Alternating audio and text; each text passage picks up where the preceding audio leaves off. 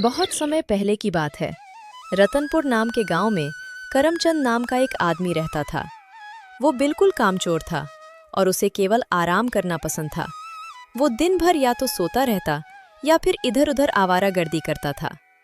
करमचंद के पिता राम रतन जी बेहद मेहनती और ईमानदार इंसान थे। उसकी माँ बचपन में ही उसे छोड़कर चली गई थी। तब से उसके पिता ने ही उसकी देखभाल करके उसे बड़ा किया था। लेकिन बेटे की ऐसी आदतों ने उन्हें अंदर तक तोड़ दिया था। ये लड़का मेरी मेहनत की कमाई का मोल नहीं समझता। मैंने इसे कितनी बार समझाया, लेकिन सब बेकार। बेटा, जीवन आराम करने के लिए नहीं है। मेहनत से ही सुख और सम्मान मिलता है। अगर तुम ऐसे ही रहोगे तो आगे क्या करोगे? अरे पिताजी, आप इतनी चिंता मत किया करिए।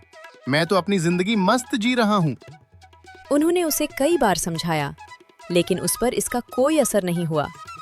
इसलिए राम रतन जी की आंखों में चिंता और निराशा झलकती थी। एक दिन उन्होंने अपने मित्र से कहा, भाई दीनू, ये लड़का तो मेरी बात सुनता ही नहीं है। हर वक्त सोता रहता है या आवारागर्दी करता है। मैं तो परेशान हो गया हूँ। ऐसे कब तक चलेगा? देखो रामरतन, मेरे ख्याल से अब इसका इलाज है कि तुम इसकी शादी कर दो। जब इसके ऊपर जिम्मेदारी आएगी तो शायद इसकी आलसी आदतें बदल जाएंगी। तुम सही कह रहे हो। शायद यही इसका हल हो। मैं जल्दी ही इसके लिए कोई अच्छी लड़की ढूंढता हूँ। कुछ ही दिनों में राम रतन जी ने राधा नाम की लड़की से करमचंद की शादी तय कर दी। राधा बहुत ही सुंदर और मेहनती लड़की थी। राम रतन जी को लगा, राधा जैसी लड़की के आने से मुझे पूरा यकीन है कि करमचंद का आलस दूर हो जाएगा। अब वो जिम्मेदार बनेगा। लेकिन करमचंद में जरा भी बदलाव नहीं आया। शादी के बाद भी उसकी आदतें नहीं बदलीं, बल्कि वो पहले से भी अधिक आलसी हो गया था। क्या ये आदमी कभी नहीं सुधरेगा? इतनी मेहनत से सब कुछ संभाल रही हूँ, लेकिन ये बस सोता रहता है। राधा अपने पति की इन हरकतों से बहुत परेशान हो चुकी थी। एक दिन राधा ने अपने ससुर राम रतन जी के सामने अपनी परेशानी रखी। पिताजी, मैंने आज तक आपके सामने कुछ नहीं कहा क्योंकि आप घर के बड़े हैं, लेकिन अब मैं मजबूर हो गई हूँ। आपने अपने इस आलसी और निठल्ले बेटे की शादी मुझसे कर दी। उसने मेरी जिंदगी बर्बाद कर दी है। बेटी, ऐसा क्यों कह रही हो? क्या हुआ? वो कुछ करता धरता नहीं है, सारा दिन घर में पड़ा रहता है। आपको क्या लगा था कि सिर्फ शादी कर देने से वो सुधर जाएगा? उसने मेरी जिंदगी का चैन छीन लिया है। बेटी, लेकिन तुम चाहती क्या हो? मैं चाहती हूँ कि वो कोई काम करे, अपनी जिम्मेदारी समझे। बेटी, वो तुम्हारा पति है। तुम उसे प्यार से समझाओ, शायद वो बदल जाए। मैं तो समझा समझा कर पागल हो चुकी हूँ। वो मेरी सुनता ही कहाँ है। दिन बीतते गए, लेकिन हालात और खराब होते गए। कुछ दिनों बाद राम रतन जी का देहांत हो गया।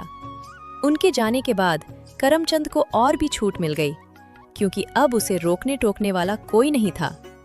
एक दिन करमचंद खाट पर लेटा हुआ आराम कर रहा था। उसे इस तरह आराम करता देख राधा का गुस्सा 7वें आसमान पर पहुंच गया। आपको शर्म नहीं आती? पूरे गांव के मर्द सुबह उठते ही अपने अपने काम पर चले जाते हैं। उनकी पत्नियां चैन से जीती हैं, लेकिन मैं जब से इस घर में आई हूं, एक पल के लिए भी सुकून नहीं मिला। अरे कैसी बातें कर रही हो राधा? तुम जानती हो मैं कब से काम की तलाश कर रहा हूँ, लेकिन जहां भी जाता हूँ वहां छोटे मोटे काम ही मिलते हैं, और छोटे मोटे काम करना मुझे पसंद नहीं है। मैं करूंगा तो कोई बड़ा काम करूंगा। बड़ा काम तुमसे होगा नहीं, और छोटे काम तुम करना चाहते नहीं। आखिर करना क्या चाहते हो? अरे भाग्यवान, कुछ दिनों की बात है। देखना, एक दिन मैं बड़ा आदमी बन जाऊंगा। नौकर मेरे आगे पीछे घूमेंगे। बस भी करो, तुम तो बच्चों की तरह बहाने बनाते हो। तुम मेरे पति हो, लेकिन पति वाली कोई बात है ही नहीं तुम में। अरे क्यों मुझे बच्चों की तरह डांट रही हो? मैं तुम्हारा पति हूँ, तुम्हें मेरी इज्जत करनी चाहिए। इज्जत? इज्जत उसकी होती है जो घर में कुछ पैसे कमा कर लाए। जो आदमी अपने परिवार का पेट नहीं पाल सकता, उसकी इज्जत कौन करेगा? अरे भाग्यवान, इतना गुस्सा करना अच्छी बात नहीं है। ठीक है, मत करो मेरी इज्जत। जो मन में आए कहती रहो, लेकिन एक काम तो कर दो। मुझे बहुत भूख लग रही है, जरा 2 रोटी बना दो। तुम्हें खाना मांगते हुए शर्म नहीं आती? 2 दिन से घर में अनाज का एक दाना तक नहीं है। पूरा रसोई घर खाली पड़ा है। बताओ खाना कहाँ से बनाऊं? लेकिन तुम्हें किसी बात से फर्क ही नहीं पड़ता। अगर तुम्हारे अंदर जरा भी शर्म बची है तो जाओ और कुछ काम करो, ताकि शाम तक हमारे घर का चूल्हा जल सके। राधा की कड़वी बातें सुनकर करमचंद भारी कदमों से घर से बाहर निकलता है। अब क्या करूं? मेरे पास न काम है न पैसे। आज तक उधार लेकर ही गुजारा किया, अब कौन उधार देगा? सबने ताने देना शुरू कर दिया है। एक आखिरी उम्मीद है सोहन भाई, वो हमेशा मदद करते आए हैं। वह सोहन के पास गया। भाई कैसे हो? आज तुम्हारी मदद चाहिए। घर में हालात बहुत खराब हैं। अगर थोड़ा उधार दे दोगे तो बड़ा एहसान होगा। वादा करता हूं अगले हफ्ते लौटा दूंगा। करमचंद, तुम्हें पता है ना, मैंने तुम्हारी पहले भी कितनी बार मदद की है, लेकिन तुमने कभी वापस करने की जहमत नहीं उठाई। पूरे गांव में ऐसा कौन है जिससे तुमने उधार नहीं लिया हो? भाई, इस बार सच में हालात खराब हैं। राधा ताने दे रही है। बातें बनाना तो तुम अच्छे से जानते हो, पर कब तक दूसरों के भरोसे जिंदा रहोगे? देखो भाई, मैं यहाँ ज्ञान सुनने नहीं आया। अगर पैसे हैं तो दे दो, वरना मत दो। मेरे पास पैसे हैं, लेकिन मैं तुम्हें नहीं दूंगा, क्योंकि तुम एक नंबर के मक्कार इंसान हो।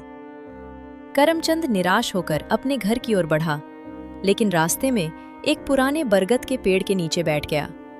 तभी दूर से गांव का मुखिया जी अपने 2 साथियों के साथ डंडा लिए उसकी ओर आते दिखे। हे भगवान, अब ये मुखिया जी तो मुझसे पैसे के लिए ही आए होंगे। अब मैं क्या जवाब दूं?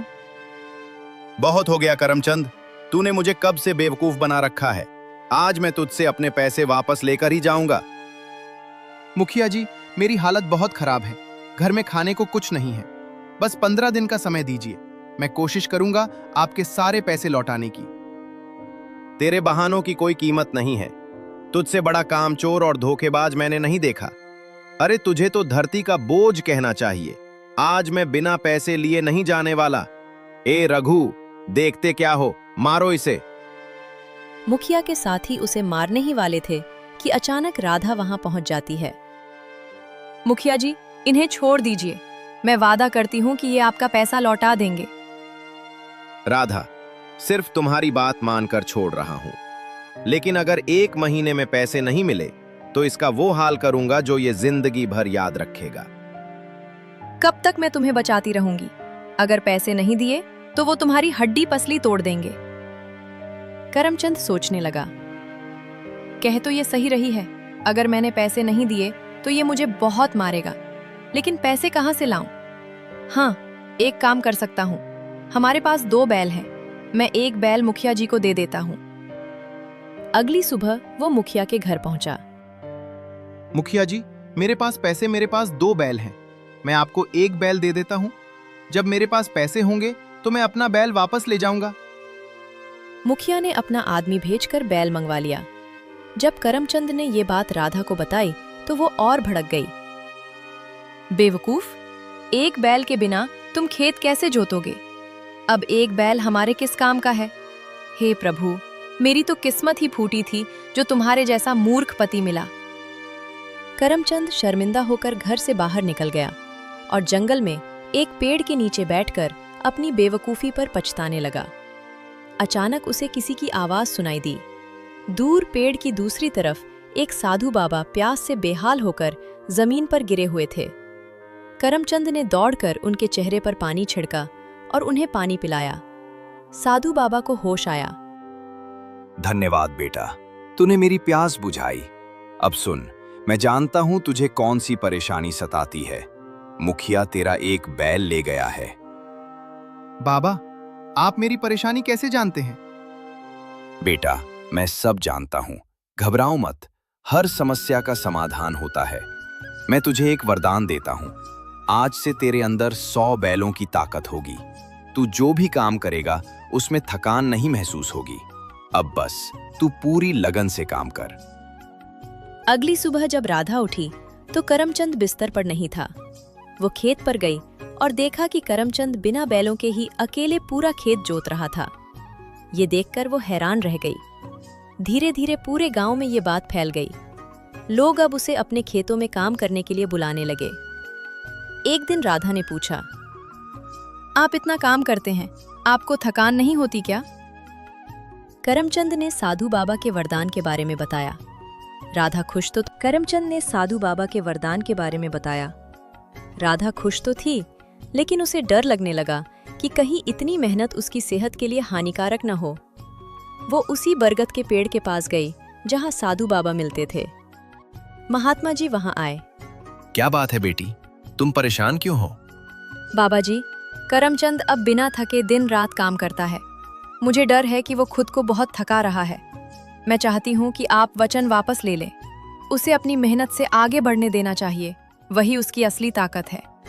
बाबा जी मुस्कुराए। वो समझ गए कि ये खुश तो है, लेकिन ईमानदार भी है। ये अपनी मेहनत से आगे बढ़ना चाहती है। ठीक है बेटी, अगर तुम्हारी यही इच्छा है, अब से करमचंद पहले जैसा हो जाएगा। लेकिन याद रखना, असली शक्ति उसकी मेहनत में है। जब तक वो मेहनत करेगा, जब तक बिल्कुल परेशान नहीं होगा जा बेटी। मेरा आशीर्वाद हमेशा तेरे साथ है। राधा ने घर लौटकर सारी बात करमचंद को बता दी। करमचंद, मैं आज उसी जंगल में गई थी जहां तुमको साधु बाबा मिले थे। मैंने उनसे कहा अपना वरदान वापस लेने को, और बाबा जी ने अपना वचन वापस ले लिया है। क्या तुम्हें इस बात से कोई परेशानी है? नहीं राधा, नहीं, मुझे कोई भी परेशानी नहीं है, क्योंकि अब मुझे समझ आ गया है कि मेहनत ही सब कुछ है। देखो, अब हमारी फसल भी बहुत अच्छी हुई है। हम उधारी चुकता करके अपना बैल वापस ले लेंगे और फिर मिलकर मेहनत करेंगे। फिर इसी तरह करमचंद मेहनत करके आगे बढ़ता गया और उससे फिर कभी कोई भी परेशानी नहीं हुई। तो दोस्तों, इससे हमें ये सीख मिलती है, मेहनत से ही सब मुमकिन है। आलस इंसान का सबसे बड़ा दुश्मन है।